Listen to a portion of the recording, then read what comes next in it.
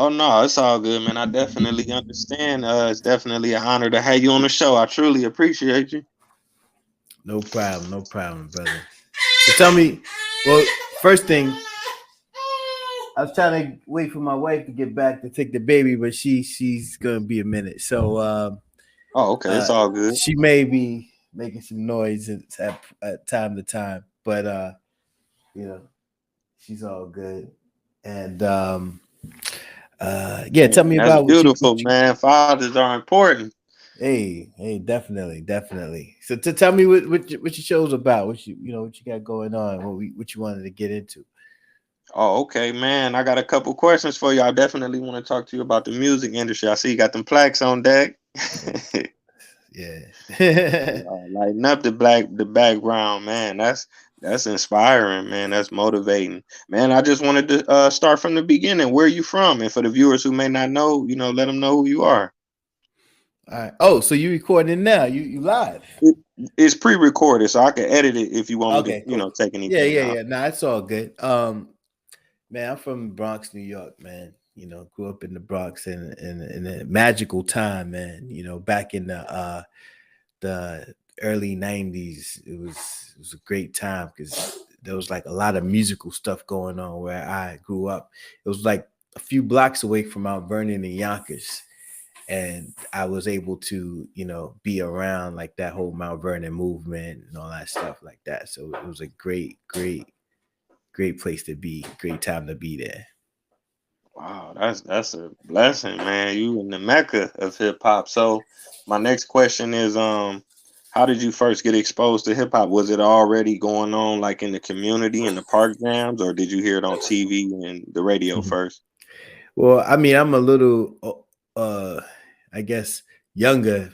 They weren't doing park jams when I was coming up, but Oh, it was a little after me. I mean, a little before me, but music was everywhere. Like my brother was in the music. He was, like rapping at the time, and it was um, it was on the radio.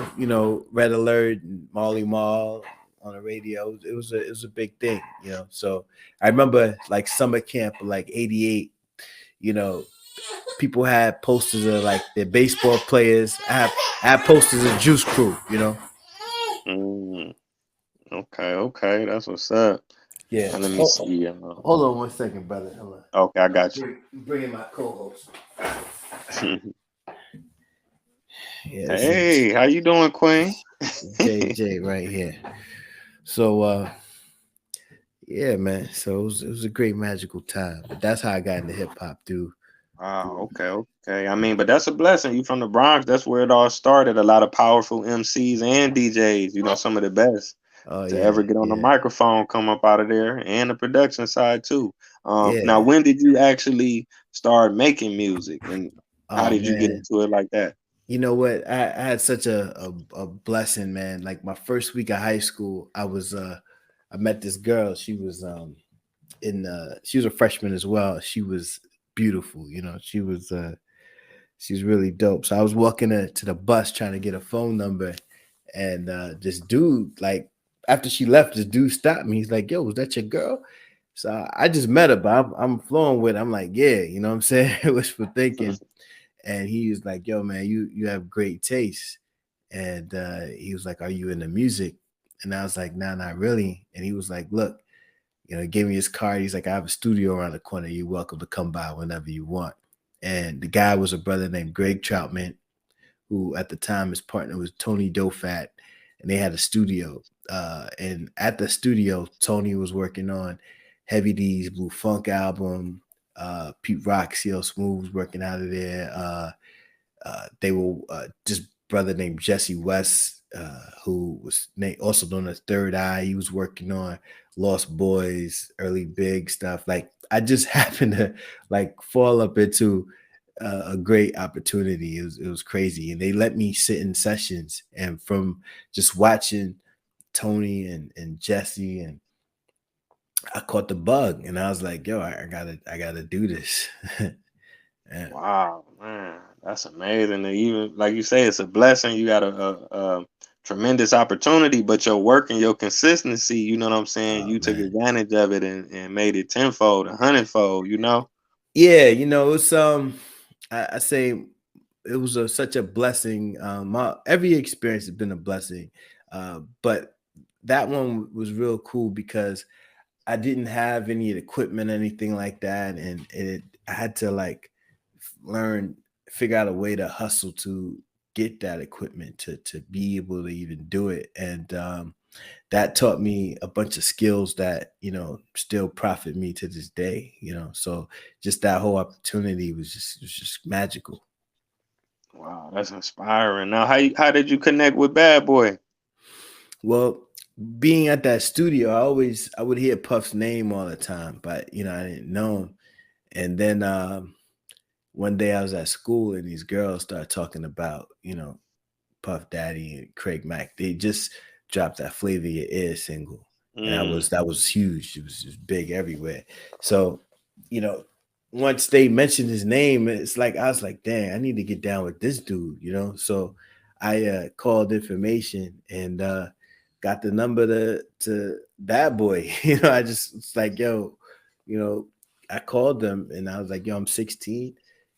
I'm the dopest producer in the world. I was talking that shit. And I was like, who can I talk to? And they gave me a name, which was Harv Pierre, who was eventually became the president over there. And from there, I was able to get a meeting with him, and you know, just after that, it was on. wow, that's amazing. I mean, a lot of times you hear about like rappers, they may get on and before their adulthood, but you don't really hear about producers getting on. Like I got in the game when I was 16, 17, you know what I'm saying?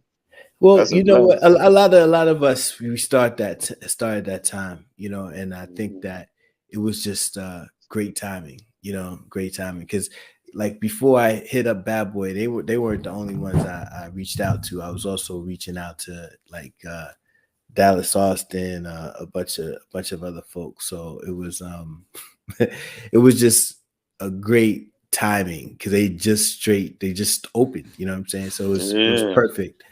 And I got to roll on that ride, that success roller coaster with them. It was a great thing. man, that sounds amazing. Now, did you get to work on any other projects earlier on, or was you still kind Nah, of behind the I scenes? it's funny because when I got there, Puff was like, he didn't really like my music, but he liked the fact that I made it to the office. He liked my hustle, So Yeah. he was like, "Yo, we're gonna put you on the job training." And for the first few years, I just watched. That was '94, so I didn't like start placing records until maybe '96 or something like that. Oh wow, do you remember what your first record was? Like your first Um, major record? you know what the first record I remember period was it was actually '95. It was um wow, actually that was all right. The first one was a group called Power 3. They were signed to Epic, and they were a group of Chucky Thompson's, who was one of the hitmen also. Mm. He just passed this last summer actually, Oh RIP wow. Chucky, but he was one of the hitmen, and like an older brother, and he gave me my first placement. And then from there, Michael Bivins, New Edition came in the Bad Boy to work on the Home Again album. And Mm.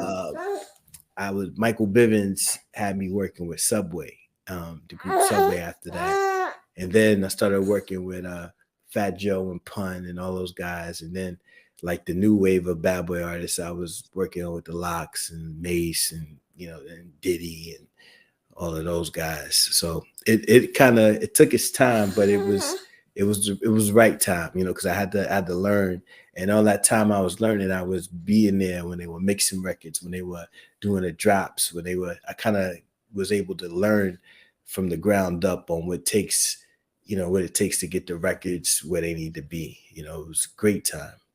Yeah, man. Some of the greatest hip hop albums came out of that camp, and Yeah, out of that you had Biggie dropping Life After Death, Ready to Die. You was around for those, so man, that's yeah, crazy. yeah. It was. Did It you ever was. get to interact with Big or Oh yeah, work with oh him yeah. A much? lot, a lot, a lot, a lot.